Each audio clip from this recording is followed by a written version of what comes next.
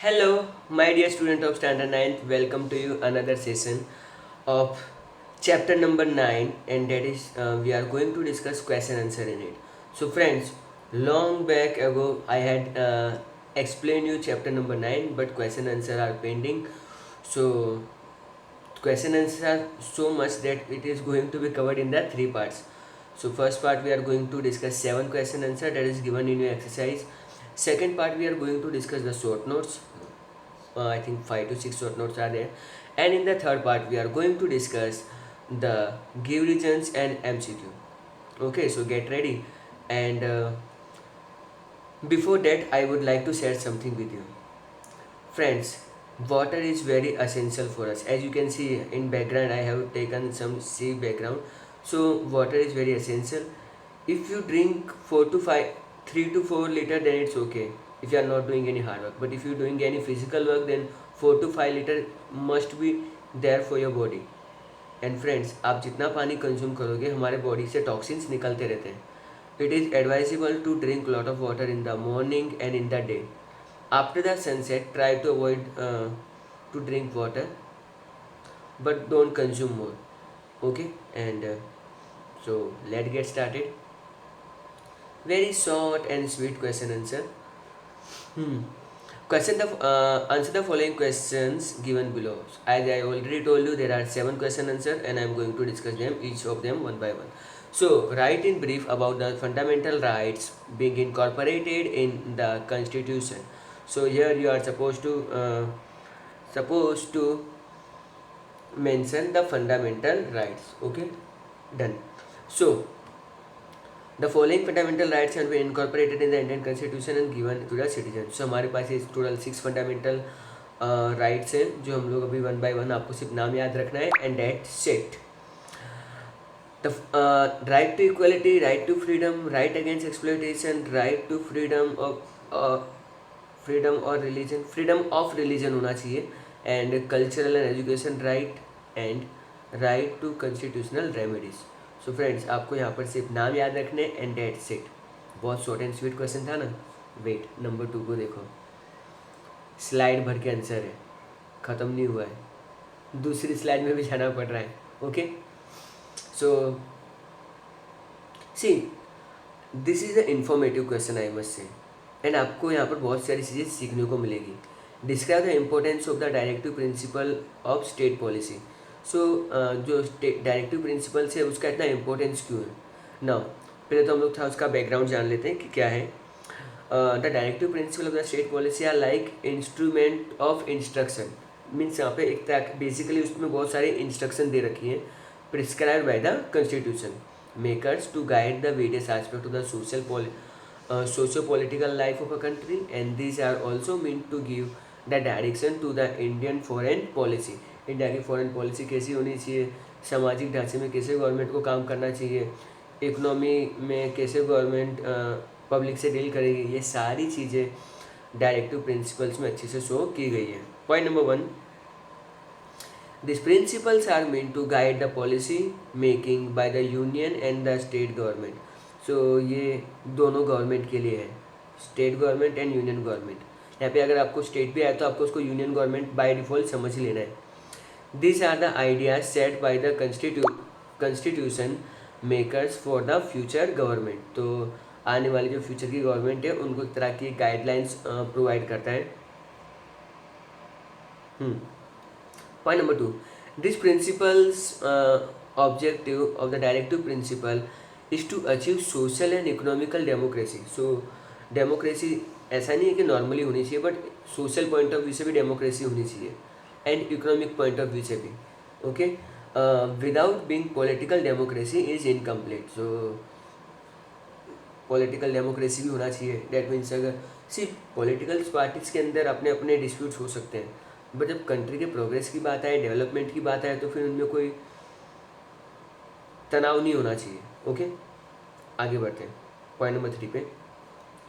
This principle aims at establishing a society based on social, political and economic justice.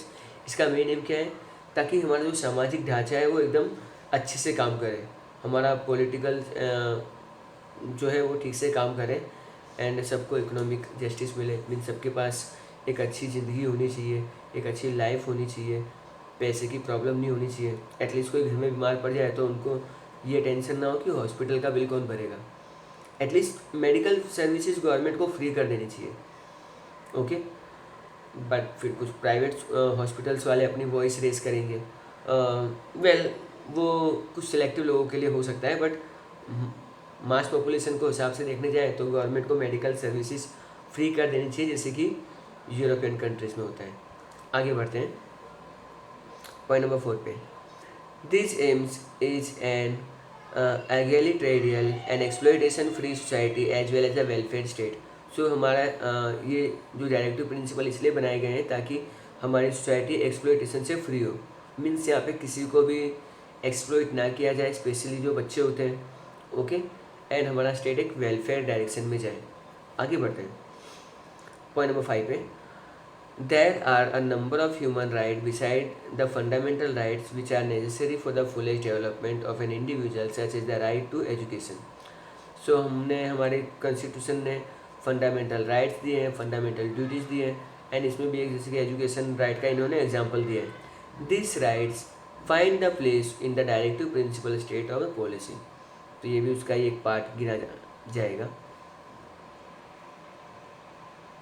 Point number 6 and 7 discuss कर लेते हैं। This are the constructive suggestion for a sound foreign policy which will be conductive to the world peace. Okay, तो ये एक बहुत ही अच्छी foreign policy को promote करता है, एंड इसमें हमारे रिलेशनशिप जो है दूसरे कंट्रीज के साथ it is up to the good point, and ये अच्छे पॉइंट्स पे होनी चाहिए, and it will conduct a helpful atmosphere.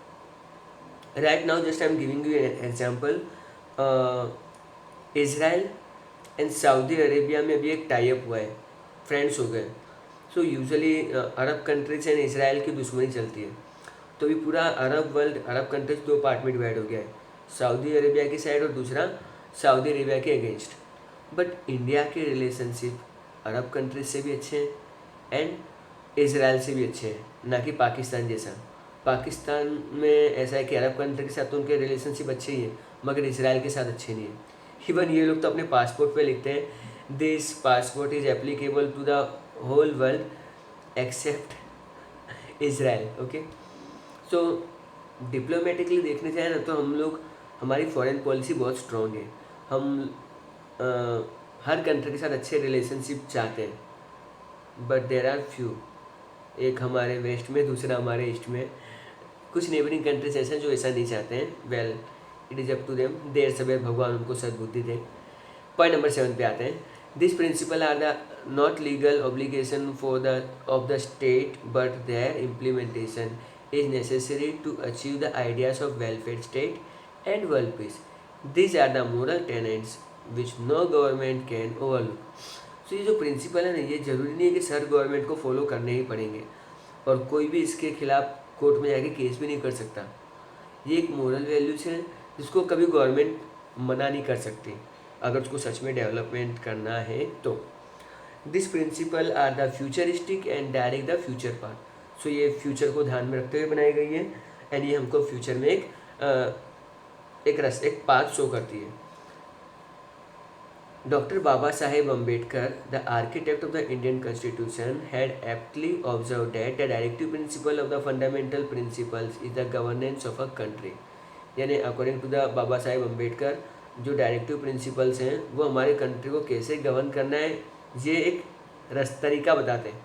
This principle constantly remind the government that people elect it to use the power of welfare of the state। तो ये जो principles बने गए हैं डायरेक्टिव प्रिंसिपल्स, ये कहीं ना कहीं गवर्नमेंट को बार बार इस चीज़ को याद दिलाते हैं कि उनको पब्लिक के लिए काम करना है। फिर उनको कभी समझ में नहीं आता है काम कैसे करना है, फिर डायरेक्टिव प्रिंसिपल पढ़ते हैं। चलो आगे बढ़ते हैं। Third question, so let's get started. Explain the importance of the fundamental rights. Fundamental rights का इम्पोर्टेंस क्या है, क्यों फंडामेंटल राइट्स बनाए गए हैं। Okay, so here there are the answer. Fundamental rights are those right which are recognise and guaranteed by the state. तो ये हमारी गवर्नमेंट ने हमको दिए। This rights are incorporated in the constitution and enforce by the judiciary. So it is already mention in our constitution. And इसको लागू कौन करवाएगा? हमारा जुडिशरी, जिसको हम लोग high court and supreme court के नाम से जानते हैं। Fundamental rights are the essential for the development of the personality of every individual. Fundamental rights मतलब एक मौका देता है हर इंसान को कि वो अपनी पर्सनैलिटी का डेवलपमेंट कर सके। Okay, point number 3, this enable the every individual to live a life of the self respect and dignity. So यहाँ पर इन लोगों ने ये कहा है कि फंडामेंटल राइट जो है वो एक इंसान को एक अच्छी ज़िंदगी और एक आत्मसम्मान, सेल्फ रिस्पेक्ट वाली ज़िंदगी और एक अच्छी लाइफ स्पेंड करने का मौका देता है। पॉइंट नंबर 4 पे आते हैं, people can live peacefully and prosperous life by availing all the fundamental rights. अगर किसी इंसान को अपने सारे फंडामेंटल राइट्स का पता है तो अपनी लाइफ को बहुत ही आरामदायक तरीके से निकाल सकता है, गुजार सकता है, और अच्छे से रहना चाहे तो रह भी सकता है। Point number 5, fundamental rights are the foundation of the democracy. तो डेमोक्रेसी के अंदर fundamental rights is must. Okay, think about the communist China, वहाँ पे बिल्कुल कोई फंडामेंटल राइट्स है ही नहीं। कोई भी अगर गवर्नमेंट के अगेंस्ट कुछ बोलता है तो उसको पकड़ के या तो जेल में या फिर उसको मतलब तरह तरह की टॉर्चरिंग की जाती है। सो डेमोक्रेसी में फंडामेंटल राइट्स होते हैं, कम्युनिस्ट गवर्नमेंट में भी नहीं होते हैं। एनी हाउ, पॉइंट नंबर 6 जो लास्ट है, the government that gives the protection the fundamental rights to the people are deemed as a democratic government. तो जो गवर्नमेंट अपने सिटीजन्स को फंडामेंटल राइट्स देती है तो वहाँ पे हम लोग डेमोक्रेसी है ऐसा मान सकते हैं, जो गलत भी नहीं है। Are regarded as the autocratic and undemocratic regimes, बाकी की कम्युनिस्ट गवर्नमेंटों की तरह नहीं। ओके, 4th क्वेश्चन, वेल मुझे ऐसे क्वेश्चन बहुत पसंद है, मतलब स्लाइड भर भर के आंसर लिखा होता है, कोई भी जगह नहीं है, फोटो भी सोचना पड़ता है कहाँ रखें। Anyhow, question number 4, what are the reasonable control and limitation. ये रीजनेबल कंट्रोल और लिमिटेशन क्या होता है? थोड़ा टेक्निकल टर्म है लेकिन हमको देखना पड़ेगा। The term reasonable, restriction and control, तो okay, are used to context of the fundamental rights. Okay, fundamental rights तो मिले नहीं लेकिन मिसयूज नहीं करना है। ओके, समझ में आया? सो इसके बारे में ये क्वेश्चन बता रहा है। सो पॉइंट टू पॉइंट हम लोग इसको क्रैक करते हैं। The rights are not absolute and the state has a power to impose on reasonable restriction on exercise of the rights of the citizens. So ये right जो है वो right सबके पास होते हैं, तो कोई भी उसको मतलब एब्सोल्यूट यूज़ करता ही है पर एक लिमिट में। Okay, the right of freedom is condition by the number of restriction. Right to freedom है हमारे पास, लेकिन उसमें भी बहुत सारी चीज़ों का हमको ध्यान रखना पड़ता है। We have to be careful about it for the preservation of the sovereignty, territorial integrity and the unity of India. So हमको कुछ चीज़ों का दिमाग में हमेशा पता होना चाहिए कि हमारे कारण हमारे देश की जो एकता है, जो यूनिटी है, वो डिस्टर्ब नहीं होनी चाहिए, हमारे कंट्री का माहौल ख़राब नहीं होना चाहिए। That is what we are suppose to be should be there in our mind all the time, to maintain law and order and a friendly relation with the other country, to prevent the contempt of the court and definition of the incitement to violence. The constitution empowered the state to impose the reasonable restriction of the above purposes. तो अगर देखो freedom है हमारे पास, लेकिन बोलने की आज़ादी है, लेकिन हमारे काम ऐसे नहीं होने चाहिए जिससे लॉ एंड ऑर्डर, कानून व्यवस्था खराब हो। ओके, हमको दूसरे कंट्रीज़ के साथ भी रिलेशनशिप नहीं बिगाड़ने चाहिए। बोलना अच्छी बात है, पर क्या बोलना है वो ज़्यादा इंपॉर्टेंट है, सोच समझ के बोलना होता है। एंड कई बार कंटेम्प्ट ऑफ द कोर्ट यानी अदालत की तौहीन होती है, जब जज और कुछ कन्वर्सेशन चल रहा है तो बीच में कुछ लोग आते हैं और डिस्टर्ब करते हैं, तो ठीक है उनको बोलने का राइट है, लेकिन उनको मौका दिया जाएगा, बट वो ऐसा नहीं कि कोर्ट की कार्रवाई को डिस्टर्ब करें, उसको कंटेम्प्ट ऑफ द कोर्ट माना जाएगा। एंड इस तरह से बहुत सारे कुछ रिस्ट्रिक्शन है जो हमको हमेशा दिमाग में होनी चाहिए। Point number 3, the citizen has a freedom to assemble, the restriction are peaceful assembly without arms. So हमारे यहाँ पर हम लोगों ने एम्यूनेशंस, वेपन्स को हम लोगों ने फ्री नहीं रखा है। ओके, उसके लिए भी लाइसेंस ऑब्टेन करना पड़ता है। The police authority may not allow the public meeting if the same is likely to cause problem of maintaining law and order. Say for example हमको कहीं पे भी रैली निकालनी होती है या कहीं भी पब्लिक गैदरिंग करनी होती है तो पहले हमको उस एरिया के पुलिस स्टेशन से सर्टिफिकेट ऑब्टेन करना होता है। तो पुलिस रीजन पूछती है क्या करना है, कितने लोग आएंगे, कौन से टाइम पे रैली निकलेगी या कब मीटिंग कंडक्ट करनी है, वो सब इन्फॉर्मेशन लेती है। अगर पुलिस को लग रहा है ठीक है तो परमिशन दे देती है, लेकिन उनको लगता है कि इससे कहीं ना कहीं माहौल ख़राब हो सकता है, ट्रैफिक जाम हो सकता है या कुछ भी इश्यूज होंगे, तो परमिशन नहीं देगी। ओके, सो इस टाइप की परमिशंस हमको लेनी पड़ती है to maintain the law and order. The association and the organisation are the union function within the purview of the law. जो भी हमारे यहाँ पे एसोसिएशन है, जितने भी ऑर्गेनाइजेशन है, इन सबको कानून के दायरे में रहकर ही काम करना होता है। Point number 5, the government has the power to lay down the qualification of the practice certain profession like medicine, law and counting. The right does not give the licence to take illegal profession. हमारी government ने सबको power दिए हुए हैं कि आप अपनी qualification के हिसाब से आप अपने काम कर सकते हो। मेडिसिन के लिए अगर आप लोग मेडिकल स्टोर ओपन किया आपने, तो आपको एक सर्टिफिकेट लेना होता है, आप ऐसे ही मेडिसिन नहीं बेच सकते, ठीक है। लॉ है, आप अगर लॉ की गाइडेंस दे रहे हो तो आपको कोई पर्टिकुलरली टेस्ट पास करनी पड़ती है। अकाउंटिंग में जैसे चार्टर्ड अकाउंटेंट हो गए, ठीक है। एंड आपको मतलब इन जगहों पे लीगली लाइसेंस लेना पड़ता है। तो कुछ जगहों पे ऐसा होता है जहाँ पे आपको लाइसेंस लेना पड़ता है, तो आप अगर आप बिना लाइसेंस के वो एक्टिविटी कर रहे हो, that mean it is illegal. आगे बढ़ते हैं, थोड़ा सीरियस क्वेश्चन था। प्रिवेंटिव डिटेंशन, ओके, याद करो 5 अगस्त 2019 इंडियन गवर्नमेंट ने कश्मीर पे से 370 हटा लिया। एंड उन्होंने वहाँ के जो लीडर्स थे कश्मीर के, महबूबा मुफ्ती एंड मुझे पॉलिटिशियंस के नाम याद नहीं आ रहे, मे भी आंसर के टाइम पे शायद याद आ जाए। इन जितने भी टॉप लीडर्स थे ना, उन सबको नज़रबंद कर लिया था। Omar Abdullah and Farooq Abdullah, okay. So Omar Abdullah and Farooq Abdullah, Mehbooba Mufti and जितने भी टॉप लीडर्स थे हुर्रियत से, इन सबको गवर्नमेंट ने क्या किया, उनके घर में ही बंद कर लिया। उनको मतलब जेल में नहीं बंद किया, लेकिन उनके घर में, अब वो घर से बाहर नहीं जा सकते। उनको जो भी करना है घर के अंदर से कर सकते हैं। इवन उनके नेट बंद कर दिए, इवन उनको कांटेक्ट नहीं किया जाएगा। मीन्स एक तरह से उनको नज़रबंद कर दिया गया, बिकॉज वो स्टेट के लिए कहीं ना कहीं डेंजरस प्रूव हो सकते थे। क्यों अपना वो भाषण निकाल दे के पब्लिक गैदरिंग कर सकते हैं एंड स्टेट का माहौल ख़राब कर सकते हैं। सो मीन्स गवर्नमेंट का क्या इंटेंशन है, ताकि उनको एक स्टेप लेने से रोका जाए, जिससे स्टेट की लॉ एंड ऑर्डर मेंटेन हो सकते हैं। तो इस चीज़ को हम लोग क्या कहेंगे, preventive detention, okay. Preventive detention is a form of detention और राइट टू फ्रीडम। तो राइट टू फ्रीडम को थोड़ा ये ओवरलुक करता है। This power of precautionary step and is exercise by the state, is exercise by the government when it feels certain that activity of an individual are anti social. तो समाज के against जा सकती है गवर्नमेंट, तो फिर वो स्टेट ये स्टेप्स लेने के लिए उनको परमिट है। Their objective of preventive detention is not to punish the detain person. Means उसको पनिशमेंट देने का उनका कोई इंटेंशन नहीं होता है without trial, but to prevent him और her for committing a crime. यानी वो उनसे कुछ गलत चीज़ें हो भी सकती है, तो रोकने के लिए भी हम लोग प्रिवेंटिव डिटेंशन यूज़ करते हैं। Under the relevant act the person can not be detain for more than 3 years। तो कानून ऐसा बोलता है कि ऐसे इंसान को अगर गवर्नमेंट ने पकड़ा है तो 3 महीने से ज़्यादा गवर्नमेंट उसको डिटेन नहीं कर सकती। The order of preventive detention can be cancel as per the directive issued by the जज of the high court and the advisory board.